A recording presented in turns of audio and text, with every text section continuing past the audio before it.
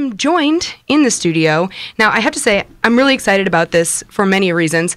Because they are the Point Birthday Show artists, but also because they've done Saturday Night Live, Madison Square Garden, Hollywood Bowl, Lollapalooza. These are big-time artists. Passion Pit, thanks for coming in today, guys. Thank you for having us. I'm so stoked to talk to you guys. Like, not often, I mean, we got a lot of big-time artists that come through here, but Madison Square Garden, big time. Saturday Night Live, big time. That's big time. I would say big time is a way of putting it, and perhaps accurate. It's accurate. Yeah, I mean, we definitely are blown away by it. Still to this day. You bringing it back up is just kind of rough. It's almost ruffling my feathers. Like I was doing all right until you mentioned that again. Oh no! Is it the coolest experience? Yeah, I mean, Jeff can attest to this. It's one of those things where you know it's happening, but you don't really realize it's happened until you leave. Do you see? You're like in this fugue state where all these amazing things are happening, and then you're kind of like you can't really come to terms with it until you've left it behind. So like now in retrospect, we're all just kind of really confused. Yeah, I can't believe that happened. Yep. With Saturday Night Live, I gotta ask. It seems like the audience is kind of a distance away from you guys, and you're used to kind of having the audience right up against the railings as far as things go in clubs and whatnot. Is it weird playing to an audience that's sitting so far back, maybe behind TV cameras and such? I mean, kind of, yeah, but with that, we were more or less playing to each other and feeding off of that energy, I think, and that situation was such a professional, like, extremely well laid out and organized thing that going into it, everything was so prepped that we were just ready to do it, and, kind of got in my own head, like thinking about the 100 people there versus like however many people are watching at home, and then like we played like the first set. My mom's texting me, telling me that my hair looks really good. Thanks, Mom. Oh, that's so great. Well, tonight's going to be big time. You're at the Peabody Opera House, which is a newer venue here in St. Louis. I mean, it's been re-renovated and everything. It's absolutely gorgeous. So hopefully everyone gets up and gets right in the front. And for those of you listening, tickets, there's a few still available. 1057thepoint.com. You can get them, or you can just get them at the door if they are still available. I wouldn't take the chance with walking up. I just never do. Just go online. Just go online and do it. All right. So it looks like we caught you guys pretty early in the tour. Jeff, what's going on, the madness behind the scenes with Matt and Kim? They're a pretty intense duo. I met them. They are a blast, but you're kind of early on in the tour so far, right? I mean, they're awesome, but it's like that similar facade of like they're like a party band up front, but really we're all really mellow people and like extraordinarily domestic. Yeah, that's kind of like how this whole tour has been, is like very mellow and laid back and about watching movies on the bus and just like hanging out backstage after the show. I mean, they've been really into playing dice a lot, so we've been gambling a lot with them on this tour. Mainly our keyboard player Xander has been losing a lot of money to them. But to their credit, like I think we're really feeling like adults now, whereas like even just a year ago we felt like children, or like we were still like really. I mean, at this point, if there isn't a DJ set or something, we all go back on the bus and just sleep or watch movies. We're the most boring people, and I'm so happy that we're so boring because everything else seems to work out just fine. The shows are better, we're happier, we eat better. I mean, I guess we kind of gave up on quote unquote the touring life. Honestly, that's kind of what at least I want to hear that kind of thing, because I want you to save all your energy for the couple hours that you're on stage in front of me. Well, it's kind of the exhausting point. To run around and be crazy all day, and then to save up that energy to then perform to all these people. Well, now with like streaming shows and recording shows and all these other things that could come along with the way that people consume music today, it's like you kind of have to be on your A game for almost every single show. There's no like, you can't just kind of half-ass it. You really have to put in all of your effort, and I think with that instilled in us, especially now, we've just learned that even if it's like a college show and it's a little more laid back, like we still take it really seriously because we do like what we do at the end of the day, and we feel grateful. So if people are coming out and the shows are this entire tour has been sold out, so we should be bringing our A game. There's no excuse. Like if we don't. So that's what everyone who's going tonight wants to hear. As much as we all want to hear that you've learned to booty dance from the booty dancer herself, Miss Kim, I do want to know that you're going to just save up the energy And keep it cool, and then go on stage and blow our faces off. We've played enough bad shows in our career that we wanted to go through the bad phase, and we did the bad phase so well that now we want to do the good phase like really, really, really well. Yeah, we're on the good phase, St. Louis. Yeah, we are. For it.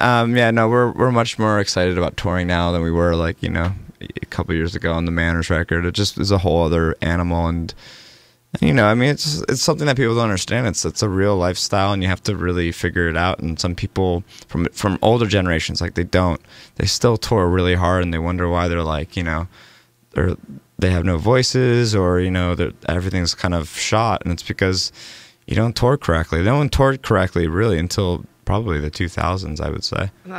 That's no good. The aughts. That's no good. So the last time you guys were here, you were at the Pageant, which is a smaller venue. Tonight at the Peabody, very big. What can the people expect from this show that may have gone to the first one? Or for the people who have never seen Passion Pit before, what kind of thing can they expect? This isn't going to be an acoustic thing, obviously. This is going to be full-blown keys and rock and dancing and partying. And just, rock edge. Real hardcore. Guitars turned up.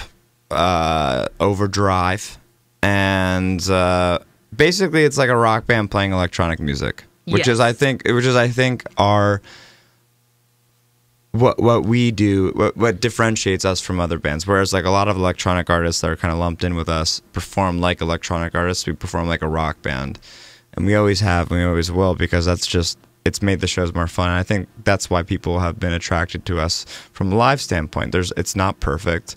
We keep all the flubs and everything. That all makes it into a rock show, and that's what makes it exciting to watch. That's the human aspect, the feel of the humanization of it. Yeah, we limit any and all backing tracks, which are just basically strings or something like that. Because we actually play with analog synthesizers and gear, and there are way too many keyboards on stage for any. I mean, we have a Mellotron, so I don't know what that is, but I'm really excited about it. It's like Strawberry Fields flute sound. Yes, it's like that. Okay. So, and it's not like that. It is that. So, well, before we go all crazy tonight, can we do a little stripped down version of a song now? Just to kind of get the feel for it? Well, yeah, a la Tom Waits, kind of, right? That's what I want. Considering that I want coffee and cigarettes. I want Tom Waits, but I want it from you. Okay, you got it. I'll play, Take a Walk? That's fine? All right, yes, cool. Please, and thank you.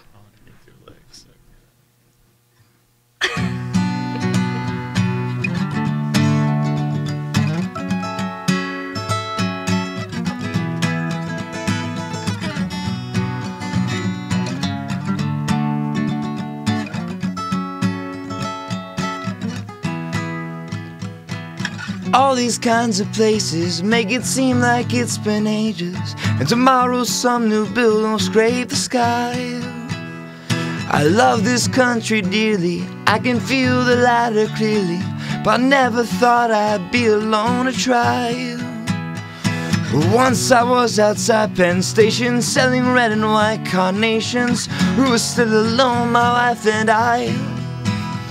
Before we married, saved my money, brought my dear wife over. Now I work to bring my family stateside.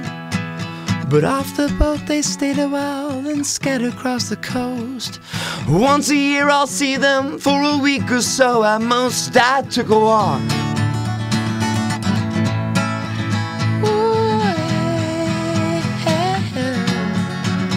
I took a walk.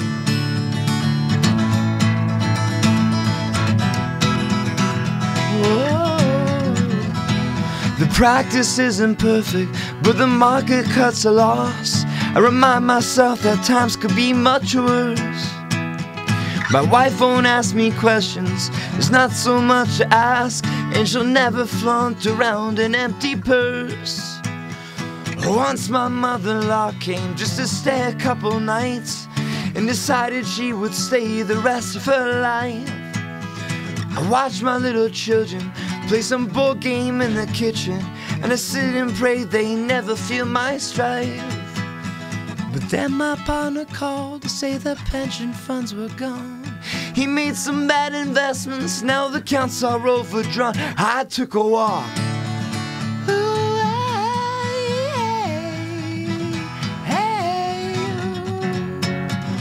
I took a walk.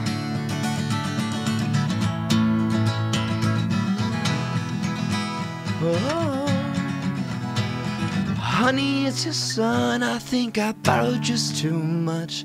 We had taxes, we had bills, we had a lifestyle to front. And tonight I swear I'll come home. We'll make love like we're young. Tomorrow you'll cook dinner for the neighbors and their kids. We can rip apart the socialists and all their damn taxes. But see, I am no criminal. I'm down on both bad knees. I'm just too much a coward to admit when I've been need. I took a walk.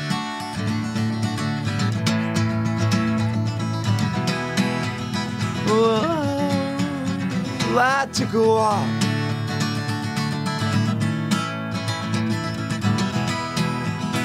Whoa.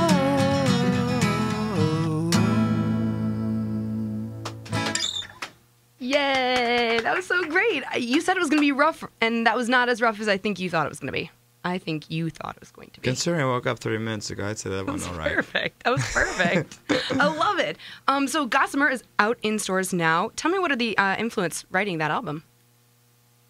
Oh, God. Some of the influences. You said you were going to answer the questions about albums. Yeah, no. Jeff is currently crawling on the floor somewhere, literally. Yeah. So I figured I better direct some questions to you before he gets up to his microphone somewhere. Yeah, well, actually, a lot of what there was more of an R&B influence on this record and hip hop influence than it was kind of like harkened back to the days of the first EP, Chunk of Change, and then there were just elements as I went through the writing process that I realized, you know, I was kind of losing sight of what exactly Passion Pit is, because there are certain parameters I need to work within to make it a Passion Pit record, because Passion Pit has a specific sound that doesn't necessarily reflect what I personally do. It's just it's a sound in and of itself. So I think, you know, it took me a long time to kind of just, I guess, grasp that and accept it. So after a few months, well, a year of dealing with the identity crisis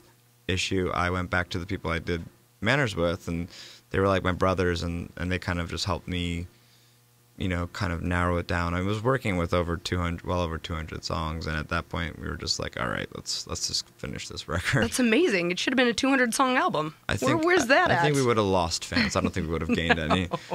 Is there one song on the album that you feel really encompasses what you were going for with regards to the R&B and going back to the roots and whatnot? Yeah, Constant Conversations. Okay. And then I'll Be Alright. Where the first, you know, the from track 2 to 4, that seems to like pretty much use up all the different aspects of the record. Pretty much in summation, I think that those songs like represent the record pretty well. And they came together very quickly, whereas the other songs came together over the course of months. Which one's your favorite to play live? Oh, God. This could be directed to Jeff, too. This also involves touring, which is your expertise. Step up to the mic now that you've popped out of nowhere. I would say like one of the most fun songs now, because the reaction is so ridiculous and it's not even really like fully a single yet, is Carried Away. I love the music video. Totally off topic, but Sophia Bush, super smoking hot. How was that? I love her. She's so nice. She looks like she's the nicest girl in Hollywood. Is it true? She is one of the nicest people ever. I had such a fun time with her. And that video is so cool, by the way. If anyone out there listening has never seen the video, I will put it up on my blog the second these guys leave the studio, because it is phenomenal. Thank you. That took a long time to come together, and Sophia was just amazing, and we had such a fun time acting together. But finally, like, we're putting out videos, I think, that properly reflect how we look at music videos. Like film, that was shot on 35mm film and everything by the guy who did Beasts of the Southern Wild. Amazing. Yeah. And I have to go see that film also after watching the Oscars and seeing that everything. They got it kind of snubbed, but I'm telling you, like, you know, that film and, you know, working with that crew and everyone, it was just one of the best things of video-wise. Constant Conversations video is also really good. It's definitely one of those videos that really connects you to the song. So if you are like, oh, I really like the song, check the video, and it's going to fall into your heart and get stuck there forever. Now, before we play Carried Away and whatnot, I just want to talk one more thing about the concert tonight. I noticed that you guys do this really cool Instagram thing, #PassionPitLive. What exactly is this? It was on your guys' website, and I think it's really cool that you can, like, hashtag your photos of the show, Passion Pit Live. It says it's up with your Matt and Kim. Yeah, Salar is nodding. We got some nodding here. Oh, it is working? the whole thing is kind I always of like to stump you broken, guys, by the way. because we used to have this printer. Oh, is it working? Oh, cool. That's why I'm really Okay. excited about it. I'm an Instagram fanatic. There's this printer that's on our merch table, and it actually has, it's me, Nate, Michael, and Ian, and our heads are on it in cartoon form. And when you hashtag Passion Pit Live on there, the pictures spit out of our mouths on there. Yeah, so you can pick them up after the show. So you it get said. free Polaroids at the show, but then also it's kind of cataloging everything on the band's website. And I think we recently did like a mashup, excuse me, for Carried Away.